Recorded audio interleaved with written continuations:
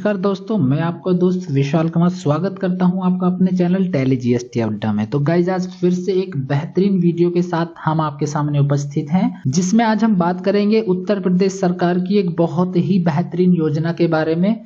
जो गाइज अगर आप अपना खुद का व्यापार करना चाहते हैं या खुद से आप सेल्फ एम्प्लॉयमेंट बनना चाहते हैं या किसी भी उद्योग में या किसी सेवा में आप कुछ भी काम करना चाहते हैं, तो उत्तर प्रदेश सरकार की तरफ से गाइज आपको एक अच्छा तोहफा मिला है। यदि आप अपना खुद का व्यापार करना चाहते हैं तो आपको यूपी सरकार की तरफ से 5 लाख रुपए तक का ब्याज मुक्त लोन मिल जाएगा। इस वीडियो में गाइज हम बात करने वाले हैं उत्तर प्रदेश सरकार की एक महत्वपूर्ण योजना से। जी गाइज, ये योजना आपके लिए बहुत ही महत्वपूर्ण है या आगे लाभकारी हो सकती है। तो गाइज सभी स्टेप्स को आप बहुत ही अच्छे से देखें और एक एक स्टेप को देखें, वीडियो को स्किप ना करें। आज हम इसके बारे में बिल्कुल जीरो से लेकर हीरो तक बताएंगे, बहुत ही स्टेप बाय स्टेप इसका फॉर्म कैसे भरें, इस योजना के बारे में संपूर्ण जानकारी देंगे।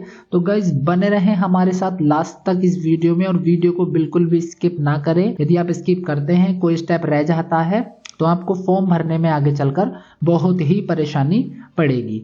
तो गाइज चलिए सबसे पहले हम क्या करेंगे, आप अपने गूगल क्रोम ब्राउजर पर आ जाएंगे और यहां से आपको सर्च करना है DIUP-MSME-UPSDC.gov.in। यहाँ सर आप जैसे ही आएंगे आपको पहला लिंक मिल जाएगा डायरेक्टरेट ऑफ इंडस्ट्रीज। इस पे आपको पहले लिंक पे क्लिक कर देना है और क्लिक करने के बाद दोस्तों आपके सामने ये वेबसाइट ओपन हो जाएगी। तो इस तरह का कुछ परफॉर्मा आएगा गाइज, ध्यान से देख लें इसको। जिस तरह का ये पेज ओपन होके आ रहा है और सबसे पहले हम यहाँ पर आकर रजिस्ट्रेशन पर क्लिक करेंगे। गाइज इसमें 2 ऑप्शन दिए गए हैं रजिस्ट्रेशन के। पहला है कोई भी यहाँ से रजिस्ट्रेशन कर सकता है, आप खुद भी अपना रजिस्ट्रेशन कर सकते हैं। और यदि आपसे नहीं होगा तो आप जनसेवा केंद्र पर जाकर किसी भी CSC VLE के थ्रू जाके आप यहाँ से कर सकते हैं। यदि आप CSC VLE हैं तो डिजिटल सेवा कनेक्ट करके भी आप यहाँ से रजिस्ट्रेशन कर सकते हैं।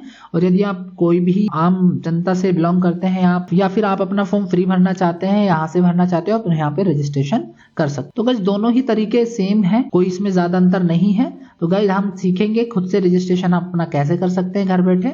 तो रजिस्ट्रेशन पर आप यहाँ पर क्लिक करेंगे और रजिस्ट्रेशन पर क्लिक करने के बाद आपके सामने ये पेज ओपन होकर आ जाएगा। तो गाइस सबसे पहले हम इस योजना के बारे में जान लेते हैं, क्या आप इस योजना के पात्र हैं और नहीं। तो गाइस हम योजना जो ऑनलाइन करने जा रहे हैं मुख्यमंत्री युवा उद्यमी विकास अभियान है, जिसकी योजना की मुख्य बातें ये हैं। 1 लाख युवाओं को प्रति वर्ष तथा 10 वर्ष में कुल 10 लाख युवाओं को स्वरोजगार के अवसर दिए जाएंगे। सबसे नंबर 2 पर आपसे आता है आपकी जो उम्र की बात करें, 21 से 40 वर्ष आयु आपकी होनी चाहिए, 21 से 40 के बीच में। और न्यूनतम आप 8वीं पास की शैक्षणिक आपके पास होनी चाहिए, यानी कि आप मिनिमम कम से कम 8वीं पास होने चाहिए, ऊपर आप कितना भी पढ़े हुए हो सकते हैं। उसके बाद बात करेंगे रुपए 5 लाख तक के उद्योगों या सेवा परियोजनाओं पर 100% ब्याज मुक्त एवं बिना गारंटी के ऋण आपको दिया जाएगा। यहाँ पर बात करें उद्योगों और सेवाओं की, तो गाइज आप यदि कुछ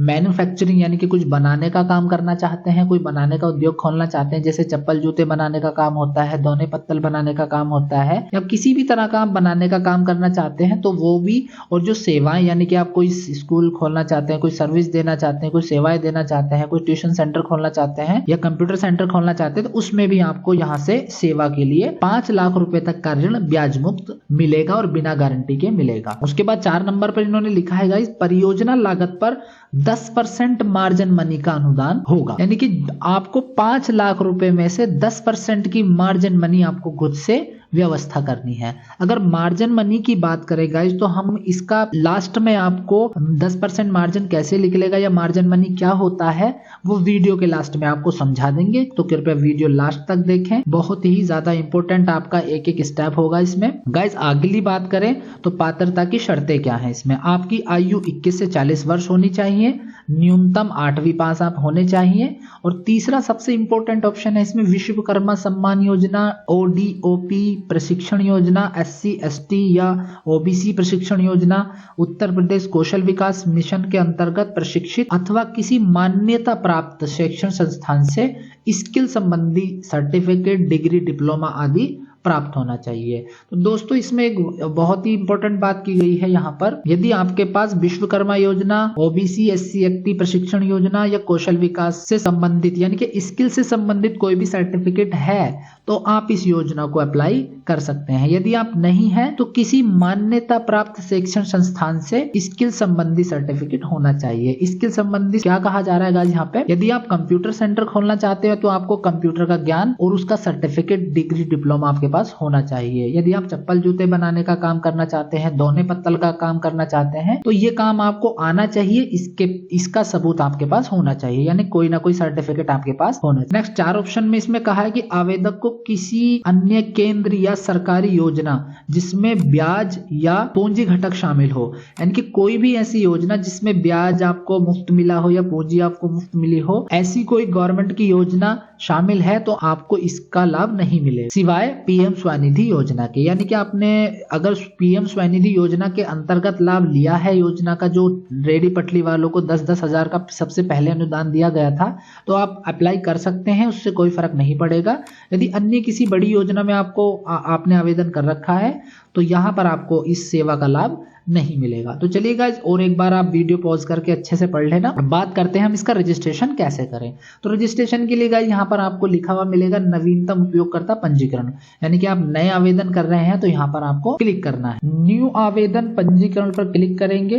क्लिक करने के बाद सबसे पहला ऑप्शन आ रहा है योजना, यानी कि मुख्यमंत्री की इस योजना के संबंधित आपको सबसे पहला वाला जो हमारा योजना है मुख्यमंत्री युवा उद्यमी विकास अभियान, हम इस योजना के बारे में बात कर रहे हैं। बाकी और भी बहुत सारी उत्तर प्रदेश सरकार ने योजना निकाल रखी है, आप इनके अंदर आवेदन कर सकते हैं। तो फिलहाल हम 5 लाख तक का जो ब्याज मुक्त लोन मिल रहा है हम उसके बारे में बात करेंगे। मुख्यमंत्री युवा उद्यमी विकास अभियान, इस पर क्लिक करेंगे। क्लिक करने के बाद गाइस सबसे पहले आपको अपना आधार नंबर डालना पड़ेगा। आधार नंबर गाइस आपका मोबाइल से रजिस्टर जरूर होना चाहिए, वरना आपको ये फॉर्म नहीं भर पाएंगे, आप ये फॉर्म नहीं भर पाएंगे। आपका नंबर आधार से जुड़ा हुआ जरूर होना चाहिए। तो गाइस यहाँ पर आप अपना आधार नंबर डाल देंगे और जो भी आपके आधार से मोबाइल नंबर रजिस्टर है उस पर एक ओटीपी भेजा जाएगा। तो गाइस यहाँ पर आप वैलिडेट पे क्लिक करेंगे और यहाँ से आपको ओटीपी भेज दिया गया है और भेजने के बाद जो भी आपके मोबाइल पर ओटीपी आया है वो आप यहाँ पर डालेंगे। तो गाइस ओटीपी डालने के बाद आप यहाँ पर वेरीफाई पर क्लिक करेंगे और जैसे ही आप वेरीफाई पर क्लिक कर देंगे यहाँ पर आपकी आधार डिटेल संबंधित खोलकर दे देगा। जो भी आपका आधार में नाम होगा वो यहाँ ऑटोमेटिक शो हो जाएगा, जो भी डेट ऑफ बर्थ होगी वो यहाँ पर शो हो जाएगी। तो गाइज आपका यहाँ पर फादर नेम डाल देंगे, फादर नेम आपका जो भी है वो यहाँ पर आप लिख देंगे। फिर यहाँ पर आपका मोबाइल नंबर वही जो आधार से रजिस्टर है वो भी यहाँ पर दोबारा से डालना है। उसके बाद गाइज आपके पास यदि ईमेल आईडी है तो आप ईमेल आईडी डालेंगे। उसके बाद गाइज यदि आपके पास ईमेल आईडी है तो आप ईमेल आईडी यहाँ पर डाल सकते हैं। ईमेल आईडी भी डाल दें, अच्छा होगा आगे के लिए, और नहीं है तो आप नहीं भी डाल सकते। यहाँ पर आपको ईमेल आईडी डाल देना है और उसके बाद यहाँ पर जिले का चयन कर लेना है। आपका जो भी जिला है गाइस वो आप यहाँ से सर्च करके डाल सकते हैं। फिर उसके बाद यहाँ से आपको कैप्चा कोड डाल देना है। जैसे कैप्चा कोड दिया गया है वैसे ही आपको यहाँ पर लिख देना है और उसके बाद यहाँ पर सबमिट पर क्लिक कर देना है। एक बार दोबारा से गाइस जरूर चेक कर लें कि आपने फादर नेम या मोबाइल नंबर, ईमेल आईडी में कोई गलती तो नहीं की है, क्योंकि बाद में इसमें कुछ एडिट आपको करने नहीं दिया जाएगा। तो यहाँ पर सबमिट पर क्लिक करेंगे। सबमिट पर क्लिक करने के बाद ये आपको वार्न कर रहा है कि आप मुख्यमंत्री युवा उद्यमी विकास अभियान के लिए आवेदन कर रहे हैं, कृपया आगे बढ़ने के लिए ओके बटन दबाएं। तो ओके पर जैसे हम क्लिक करेंगे गाइस तो यहाँ से ये हमारा यूजर आईडी और पासवर्ड आपको प्राप्त होगा। ये यूजर आईडी बहुत ही इंपॉर्टेंट है, आप यूजर आईडी और पासवर्ड को संभाल के रखें, कहीं कॉपी पे उतार लें या फिर इसका स्क्रीनशॉट लेकर रखें।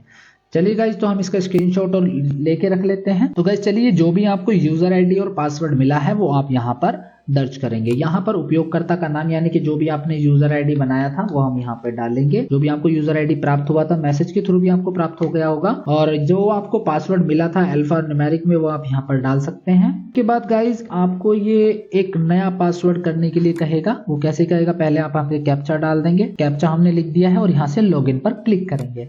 लॉगिन पर क्लिक करने के बाद ये आपसे गाइज यहाँ पर कहेगा पुराना पासवर्ड डाले, यानी कि आप अपना स्वनिर्मित पासवर्ड बना सकते हैं या आपका जो इच्छा करे आप अपना नया पासवर्ड बना सकते हैं यहाँ पे। तो गाइस सबसे पहले आपको यहाँ पे पुराना पासवर्ड डालना होगा। जो भी आपका पुराना पासवर्ड है वो आप यहाँ पर लिखेंगे जो भी आपको आया था। फिर उसके बाद गाइस यहाँ पर आप अपना मनपसंद पासवर्ड बना सकते हैं। जो भी आपको यहाँ पर पासवर्ड बनाना है वो आप याद से अच्छे से बना लें और उसके आगे का जो कार्यवाही होगी वो पासवर्ड डालने के बाद होगी। जब आपने पासवर्ड डाल दिया है, अपना जो भी पासवर्ड बनाया है उसे सबमिट करेंगे। अगर पासवर्ड की यहाँ पर बात करें तो पासवर्ड कम से कम 6 अक्षर का और अधिकतम 12 अक्षर का होना चाहिए। कम से कम एक कैपिटल लेटर और एक लोअर केस लेटर होना चाहिए। कम से कम एक नंबर होना चाहिए और कम से कम एक स्पेशल कैरेक्टर। स्पेशल कैरेक्टर मतलब @ होना चाहिए, हैज होना चाहिए, परसेंटेज, एंड या स्टार का साइन उसमें होना चाहिए। तो गाइस यहाँ से अब पासवर्ड बना लिया है हमने, उस पर सबमिट पर क्लिक करेंगे। सबमिट पर क्लिक करने के बाद ये कह रहा है कि your password change successfully, please log in with new password, यानी कि जो आपने पासवर्ड बनाया है अब आप उसके साथ इसको लॉगिन करेंगे फिर से। तो गाइस यहाँ पे हम लॉगिन करेंगे, जो भी हमें यूजर आईडी प्राप्त हुआ था वो यहाँ से लॉगिन कर लेंगे और पासवर्ड जो भी आपने बनाया था वो आप यहाँ से डालेंगे। तो गाइस जो भी हमने पासवर्ड बनाया था वो हमने डाल दिया है यहाँ पे, और पासवर्ड लिखने के बाद आप यहाँ कैप्चा डालेंगे और कैप्चा लिखने के बाद यहाँ पर आप लॉगिन बटन पर जाके क्लिक करेंगे। यहाँ से लॉगिन पर क्लिक कर देंगे और लॉगिन पर क्लिक करने के बाद फिर से गाइज आपको एक आपके आधार रजिस्टर मोबाइल नंबर पर ओटीपी भेजा जाएगा। जो भी आपके आधार में नंबर रजिस्टर्ड था उस पर एक ओटीपी गया है, यहाँ से आप वही ओटीपी फिर से डाल देंगे। यहाँ पर ओटीपी डालने के बाद ही गाइज ये आगे जाएगा। आपके आधार में नंबर जरूर रजिस्टर होना चाहिए। तो यहाँ से ओटीपी डालने के बाद हम सबमिट पर क्लिक करेंगे और सबमिट पर क्लिक करने के बाद आपके सामने ये थोड़ा वेट लेगा और ये इस तरह का फॉर्म खुल के आएगा। तो सबसे ये 3 विवरण में आपका फॉर्म कंप्लीट होगा। पहला व्यक्तिगत विवरण है, दूसरा परियोजना का विवरण है, तीसरा बैंक विवरण है। तो गाइस सबसे पहले व्यक्तिगत विवरण की बात करें तो नाम इसमें आधार के अनुसार इसने उठा लिया है, जन्म तिथि उठा ली है, आपका जेंडर उठा लिया है, आप मेल है या फीमेल है, और यहाँ से आप जाति का चयन करें। आपकी जिस भी जाति में आते गए, जनरल, अदर बैकवर्ड यानी कि OBC, schedule caste, SC ST या माइनॉरिटी, जिसमें भी आप आते हैं आप उस जाति को चुन लेंगे। फिर उसके बाद विशेष श्रेणी नॉट एप्लीकेबल है और फिजिकल चैलेंज्ड है। तो गाइस इसमें आपको अगर आप विकलांग श्रेणी में नहीं आते हैं या कोई फिजिकल हैंडीकैप नहीं है तो आप यहाँ पर नॉट एप्लीकेबल पर क्लिक करेंगे। यदि आप फिजिकल श्रेणी में आते हो तो आप इसको चुन लेंगे। यहाँ से नॉट एप्लीकेबल पर फिलहाल हम क्लिक करेंगे यहाँ से। फिर उसके बाद आपका फादर नेम यहाँ पर आ रहा है जो भी आपने डाला था वहां पे, और शैक्षणिक योग्यता आपने जो भी degree, diploma, high school, inter या 8वीं कर रखा है वो यहाँ से चुन लेंगे। चुनने के बाद गाइज आपका मतदाता पहचान पत्र, यदि आपका पहचान पत्र वोटर आईडी है तो आप उसका नंबर यहाँ पे डाल सकते हैं, और अगर नहीं है तो कोई भी नहीं, इसे हम आप कॉलम को खाली भी छोड़ सकते हैं। उसके बाद आपका ये मोबाइल नंबर आ रहा है, आधार रजिस्टर। उसके बाद यहाँ से हम अन्य मोबाइल नंबर यानी कि कोई अल्टरनेट मोबाइल नंबर यहाँ पे हम डालेंगे जो कि आधार रजिस्टर मोबाइल से अलग होना चाहिए। फिर उसके बाद ईमेल आईडी आपकी यहाँ शो गई है, पैन कार्ड नंबर। गाइस यहाँ पर पैन कार्ड नंबर डालना बहुत जरूरी है, तो यहाँ पर आप पैन कार्ड नंबर डाल देंगे। यहाँ पर आपने पैन कार्ड नंबर डाल दिया और उसके बाद यहाँ पे वैवाहिक स्थिति को चयन करेंगे। यदि आप मैरिड हैं तो यहाँ पे मैरिड चुनेंगे, अनमैरिड हैं तो अनमैरिड चुन लेंगे। फिलहाल यहाँ पे हमने मैरिड चुना है। और यदि आप महिला हैं तो गाइज यहाँ पर आपके पति का नाम आएगा, और यदि आप पुरुष हैं तो यहाँ पर आपकी पत्नी का नाम डलेगा। तो गाइज हमने यहाँ पर पति का नाम डाल दिया है जिनका भी ये फॉर्म है। फिर उसके बाद आप ये पूछ रहा है शहरी हैं या ग्रामीण है, यानी आप शहरी क्षेत्र से निवास करते हैं या गांव से निवास करते हैं। तो गाइज यहाँ पे हमने शहरी फॉर्म भी भरा जा रहा है, तो शहरी यहाँ पर लिख देंगे हम जो भी उनका एड्रेस है। तो गाइज यहाँ पर एड्रेस डालने के बाद आपको यहाँ से जनपद चुन लेना है, जो भी आपका जनपद है यानी कि जिला है जो भी आपका वो यहाँ से चुनेंगे। फिर उसके बाद तहसील का चुन लेंगे आपको, जो भी आपकी तहसील लगती है। फिर यहाँ से आप अपना ब्लॉक यानी कि ब्लॉक खंड जो भी आपका वो चुन लेंगे। फिर उसके बाद ग्रामीण इसमें हाइड हो रहेगा क्योंकि हम शहरी क्षेत्र से फॉर्म भर रहे हैं। अगर ग्रामीण होता तो यहाँ पे ग्रामीण भी अपना ग्राम आपका ओपन होता। फिर उसके बाद यहाँ पर पिन कोड डालेंगे, पिन कोड डाल देते हैं। फिर उसके बाद जो भी आपका पिन कोड है यहाँ लिखेंगे। फिर उसके बाद पत्र व्यवहार पता और स्थायी पता, यदि दोनों एक समान है तो आप यहाँ पर क्लिक करेंगे, और एक समान नहीं है तो आप यहाँ से दोबारा से जनपद चुनेंगे, तहसील, ब्लॉक और ग्राम। तो गाइज हमारा सेम है तो यहाँ हम सेम पर क्लिक करेंगे तो ऊपर का। उसके बाद गाइज यहाँ पर आपकी डिटेल डालने के बाद आपका जिस भी राशन कार्ड में नाम जुड़ा हुआ है वो आपका यहाँ पर खुल के आ जाएगा, यानी कि जितने भी नाम आपके राशन में जुड़े हुए हैं उनकी सबकी डिटेल आपकी यहाँ पर शो हो जाएगी। आगे बढ़ने के लिए, अगले स्टेप पे जाने के लिए आगे बढ़ने पर क्लिक करें। तो गाइज हमने व्यक्तिगत विवरण अपना पूरा कर लिया है, और आपका जो दूसरा स्टेप है यहाँ पर परियोजना का विवरण। परियोजना मतलब जिस भी प्रोजेक्ट पे आप काम करना चाहते हैं, यानी कि आप मैन्युफैक्चरिंग वर्क करना चाहते हैं तो उत्पाद चुनेंगे, और कोई सर्विस सेंटर खोलना चाहते हैं तो आप यहाँ पर सेवा का ऑप्शन चुनेंगे। तो गाइज हमने यहाँ पे फिलहाल सेवा का ऑप्शन क्लिक कर लिया है, और यहाँ पे सेवा का उत्पाद क्या है आपका, यानी कि जिस एरिया में आप सेवा करते हैं उस सेवा का यहाँ पर नाम लिखेंगे। तो हमने यहाँ पर लिख दिया गाइज CSC सेंटर, जो भी आप लिखना चाहते हैं वो आप लिख सकते हैं। और यहाँ पर परियोजना की इकाई का नाम, यानी कि इसके अंदर आपने कोई अगर सेंटर का नाम रख रखा है तो वो आप यहाँ पे लिख सकते हैं। तो गाइस हमने यहाँ पर डाल दिया है। उसके बाद प्रस्तावित कार्यस्थल का पता, यानी कि जहां पर आप ये काम कर रहे हैं वहां का पता क्या है वो आप यहाँ पर डालेंगे। जो भी आपका एड्रेस है गाइस, व्यापार जहां पर आप अपना खोलेंगे वो वहां का एड्रेस आप सही अक्षर में यहाँ पर डाल देंगे। फिर उसके बाद यहाँ से आप अपना तहसील चुन लेंगे, तहसील जो भी आपका लगता है वो यहाँ से चुनेंगे, और आपका ब्लॉक जो भी लगता है वो यहाँ से चुनेंगे। गांव है तो ये गांव चुनने के लिए कहेगा, यदि आप गांव अपने शहरी में है तो ये गांव चुनने के लिए नहीं कहेगा। जो भी आपका एरिया पिन कोड है वो यहाँ लिखेंगे। फिर उसके बाद गाइज ये पूछ रहा है प्लांट एवं मशीनरी या उपकरण या टर्म लोन की लागत रुपए में, यानी कि जितने भी रुपए में आपकी प्लांट मशीनरी जिस भी आप एरिया में वर्क करेंगे उसमें आपकी मशीनरी की लागत क्या आएगी। यदि आप चप्पल जूते बनाने का काम करेंगे तो उसकी जो मशीन आएगी उसमें कितनी लागत आने वाली है। यदि आप कंप्यूटर सेंटर खोलना चाहते हैं तो कंप्यूटर लाने में आपको कितना पैसा खर्च करना है वो आप उसकी लागत यहाँ पर सिर्फ मशीनरी वाली डालेंगे। तो मान लीजिए गाइस हमने यहाँ पर 2 लाख डाल दिया है, ये हमारी है। फिर उसके बाद पूछ रहा है एक चक्र कार्यशील पूंजी, यानी कि गाइस अगर आप कंप्यूटर लाएंगे या मशीन लाएंगे तो उसको आगे के लिए आपको किस किस चीज की जरूरत पड़ेगी, उसमें कितना रुपए खर्च आने वाला है। मान लीजिए चप्पल जूते बनाने का काम करेंगे तो उसका रबड़ आएगा और भी सारी चीजें आएंगी। यदि आप दोने पत्तल का काम करना चाहते हैं तो दोने पत्तल का जो कच्चा माल होगा उसमें आपको कितने रुपए की जरूरत पड़ेगी। तो गाइज मैक्सिमम लोन की जो अमाउंट है वो 5 लाख है। यहाँ पर आप 5 लाख रुपए से ऊपर दोनों कॉलम में नहीं डाल पाएंगे। तो गाइज फिलहाल हमने यहाँ पर 3 लाख भर दिया है जिससे हमारी 5 लाख की पूरी हो जाए। तो यहाँ से योग रुपए में यहाँ पर 5 लाख आपको शो हो रहा है। दूसरी बात ईडीपी कौशल प्रशिक्षण प्रमाण पत्र डिग्री जो आपके प्रोजेक्ट के लिए लाभकारी है। गाइस यहाँ पर आप ये वैसे जरूरी नहीं है डालना, यदि आपके पास कोई प्रशिक्षण संस्थान का लिया हुआ सर्टिफिकेट है तो वो आप यहाँ पर डाल सकते हैं। या जैसे आप कंप्यूटर का काम करना चाहते हैं तो कंप्यूटर का सर्टिफिकेट जो भी है आपके पास उसका संस्था का नाम, रजिस्ट्रेशन नंबर और यहाँ पे कब से कब तक आपने किया वो डालेंगे। तो गाइस एक बार फिर से अपना फॉर्म पूरा सा चेक कर ले अच्छे से, क्योंकि बाद में इसमें एडिट का ऑप्शन नहीं दिया जाएगा। फिर उस पर के बाद आप यहाँ से आगे बढ़े। तीसरा ऑप्शन आएगा वो बैंक का विवरण आएगा। गाइस बैंक का विवरण आपको ध्यान से डालना है, क्योंकि यदि आपका फॉर्म पास होता है तो पैसा इसी बैंक में आएगा जो बैंक आप यहाँ पर चुनेंगे। तो गाइस जो भी आपका बैंक है फिलहाल आप यहाँ पे चुन सकते हैं। इसमें इतने सारे बैंक दिए गए हैं वो आप डाल सकते हैं। उस बैंक का IFSC कोड डाल देंगे यहाँ पर।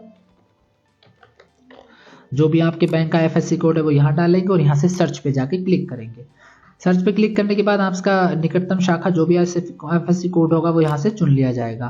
फिर उसके बाद यहाँ पे खाता संख्या डाल देंगे गाइस, जो भी आपकी खाता संख्या है खाता संख्या डाल देंगे और यहाँ से सिर्फ वैलिडेट पर क्लिक करेंगे। इस बार वैलिडेट पर क्लिक करने के बाद ये fetch detail civil score in 2 step. यहाँ से ये क्या कह रहा है गाइस, इसमें थोड़ा सा एक मिस्टेक हुआ है। पिछले हम सेकंड ऑप्शन में जाने के लिए बोल रहा है, परियोजना में हम वापस जाएंगे।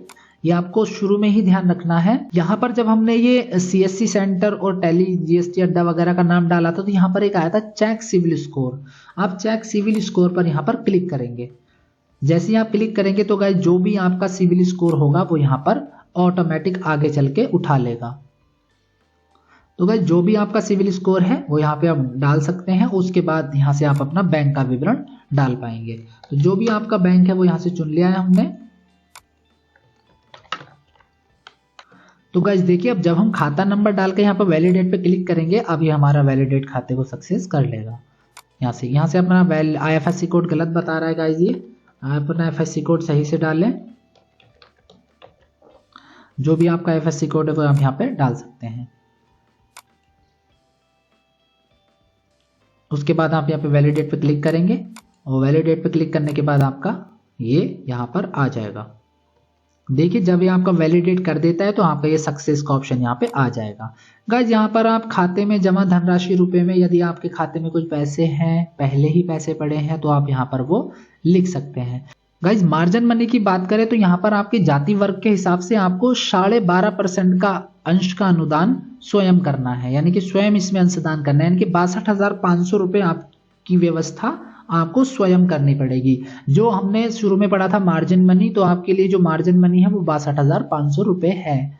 यदि आप ये एक्सेप्ट करते हैं कि हाँ मैं ये सब चीज कर सकता हूं तो अब आपको इस नोटिस को इस घोषणा को स्वीकार कर लेना है। गाइस अगर मार्जिन मनी आपको नहीं समझ आया है तो हम लास्ट में और अच्छे से आपको समझा देंगे कि मार्जिन मनी है क्या। उसके बाद गाइस सबमिट करें। सबमिट करने पर यहाँ पर क्लिक करेंगे और सबमिट करने के बाद भाग 2 यानी कि भाग 2 पर यहाँ पे प्रोजेक्ट प्रस्ताव पर क्लिक करेंगे। आपने बैंक विवरण बहुत अच्छे से सबमिट कर लिया है। गाइज कुछ भी अगर समझ में नहीं आया है तो आप एक बार वीडियो को पॉज करके या दोबारा से रिपीट करके देख सकते हैं, क्योंकि इसका भाग 2 शुरू हो गया है। भाग 2 पर को भरने के लिए गाइज सबसे पहले हम भाग 2 पर यहाँ पर क्लिक कर देंगे। वो भाग 2 पर हम जैसे ही क्लिक करते हैं तो हमारे सामने ये पेज ओपन हो जाएगा। सबसे पहले ये बात करें गाइज, यहाँ पर आपको निवेश का विवरण देना है। जो भी आपने निवेश करना है, जो भी आपको पैसा दिया जाएगा, यानी कि जो भी आपकी स्थायी पूंजी आपने 2 लाख रुपए वहां पर दिखाई थी, इन 2 लाख रुपए का आप क्या क्या खरीदेंगे वो आप यहाँ पर उसका विवरण देना पड़ेगा आपको। मान लीजिए गाइज हमको लैपटॉप खरीदने हैं कंप्यूटर सिखाने के लिए, तो हम आपने जो भी यहाँ पर डालना है वो आप यहाँ से डाल सकते हैं। मान लीजिए 1.5 लाख रुपए के समथिंग के हम लैपटॉप लेके आएंगे। उसके बाद यहाँ पर उसके इक्विपमेंट डाल देंगे, जैसे कीबोर्ड और जी माउस वगैरह की जरूरत पड़ेगी। उसी के साथ में हमें जो भी इसकी कीमत है वो यहाँ से डाल देंगे। जो भी उसका कोटेशन डालना है वो यहाँ से आप कोटेशन भर के डाल लेंगे, यानी कि आपको ये 2 लाख कुल मिला के कंप्लीट करना है। उसके बाद यहाँ से हम प्रिंटर लिखेंगे। प्रिंटर लिखने के बाद जो जितनी भी कीमत का आपका प्रिंटर है वो आप यहाँ से डाल सकते हैं। तो गाइज यहाँ से हमने ऐड कर दो। गाइज हमने ये चीजें लेके आनी है और आपका यहाँ से कोटेशन बन के तैयार हो गया। गाइज ये कोटेशन आपको किसी सीए से या किसी जीएसटी एडवोकेट से आपको बनवा लेना है। यदि गाइज यहाँ से आपको निवेश का विवरण देना है। इस तरह से आपको जो जो जहाँ पर आपका जो भी ये कार्य कुल स्थायी पूंजी का विनियोजन है वो जहाँ इन्वेस्टमेंट होगा वो आप यहाँ पर लिखेंगे। जैसे लैपटॉप में आपको 1.5 लाख का इन्वेस्टमेंट चाहिए और कीबोर्ड माउस आपको 30,000 के चाहिए, प्रिंटर आपको 20,000 के चाहिए। तो गाइज अभी हमने ये टेम्परेरी भर दिया है। आपको जिस भी तरह से आपका विनियोजन है वो आप अपने अकॉर्डिंग डाल सकते हैं और यहाँ से आपको डालकर ऐड करना है। जितने भी आपके इक्विपमेंट्स खरीदे जाएंगे उनका जो भी वैल्यू होगा वो आपको यहाँ पर डालना है। उसके बाद गाइज आपको यहाँ पर रोजगार की संख्या, क्या आपके पास कितने रोजगार हैं, इसमें आप 2 हैं, 3 हैं, 4 हैं, वो हम यहाँ से कर सकते हैं। गाइज देखिए सारा विनियोजन का ब्रेकडाउन यानी कि जिस विवरण है वो यहाँ पर शो हो रहा है। कुल स्थायी पूंजी का विनियोजन 2 लाख रुपए होगा, 3 लाख की कार्यशील पूंजी है, टोटल जो लोन है वो आपका 5 लाख का होगा, जिसमें कि आपको 62,500 अपने पास से लगाना है और बाकी का 4,37,500 रुपए का आपको गवर्नमेंट की तरफ से मिल जाएगा। आपके पास इसमें कितने रोजगार होंगे आप यहाँ पे 1 या 2 या 3 जो भी है वो डाल सकते। उसके बाद यहाँ से आगे बढ़े पर क्लिक करेंगे। आगे बढ़ने पर क्लिक करने के बाद आपको ये कुछ गाइस क्वेश्चंस दिए गए हैं जिनको आपको है या नहीं में बताना है।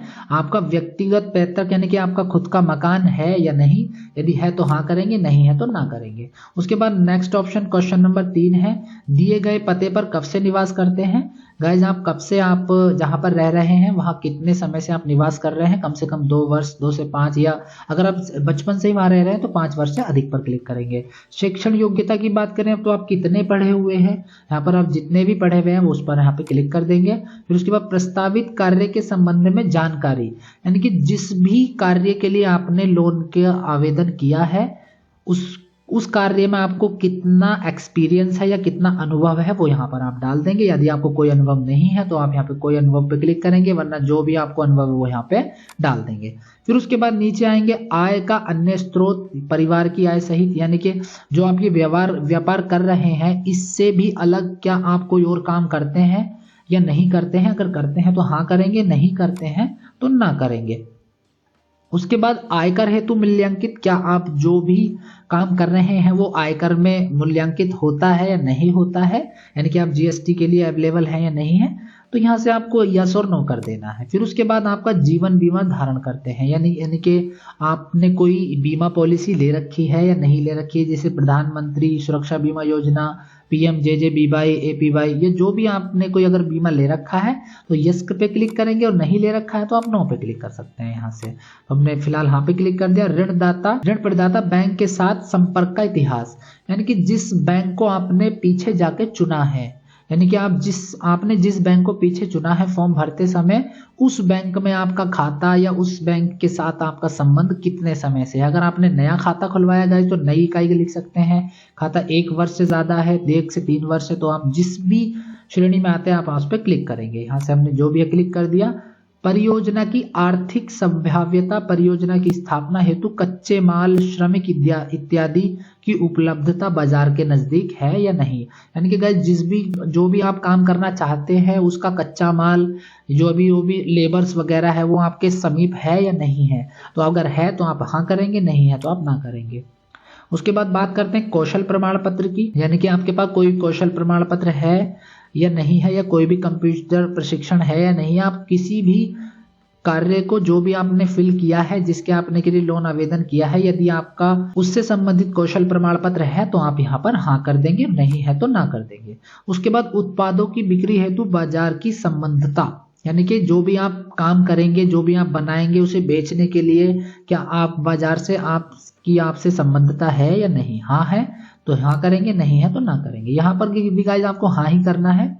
उसके बाद अभ्यर्थी द्वारा किए गए ऋण भुगतान की अवधि का चयन, यानी कि जो आपने ऋण लिया है ये गवर्नमेंट से 5 लाख का, इसे आप 5 वर्ष के अंदर अंदर भुगतान करेंगे या 5 वर्ष से अधिक वर्ष का समय लेंगे। तो गाइस जो भी आपकी लिमिट है, सिर्फ आपको ब्याज नहीं देना है, ये आपको जितना लोन मिला है वही आपको वापस करना है। तो गाइस आपको ये कितने समय में वापस करना है। तो गाइस 13 नंबर पे जो क्वेश्चन ये कह रहा है अभ्यर्थी द्वारा किए गए ऋण की भुगतान की अवधि का चयन, यानी कि जो आपको गवर्नमेंट द्वारा ऋण दिया गया है वो आप 5 वर्ष के अंदर अंदर वापस करेंगे या फिर 5 वर्ष से अधिक समय लगेगा। तो गाइस जो भी आप चुकाने में आपको संभव हो उसी पर आपको क्लिक कर देना है। यहाँ पर 5 वर्ष पे क्लिक कर दिया। उसके बाद संभावित रोजगार सृजन, यानी कि संभावित रोजगार सृजन क्या है, 10 से अधिक है, 5 से 10 से अधिक है या स्वरोजगार है, जो भी आपके पास है वो आप यहाँ पे क्लिक कर सकते हैं गाइस। फिर उसके बाद प्रोजेक्ट, यहाँ पर प्रोजेक्ट डिटेल, जो भी आप काम करना चाह रहे हैं, जो भी आप काम कर रहे हैं, यदि उसके बारे में आप कुछ डिटेल देना चाहते हैं तो वो आप यहाँ से दे सकते हैं। उसके बाद नहीं है तो कुछ भी यहाँ पे इस कॉलम को खाली छोड़ सकते हैं। उसके बाद इस घोषणा को सेलेक्ट करेंगे। फिर यहाँ से जाके एक बार हम फिर से एक बार जांच लेंगे ऊपर से नीचे तक आपने सही हाँ या नहीं किए हैं।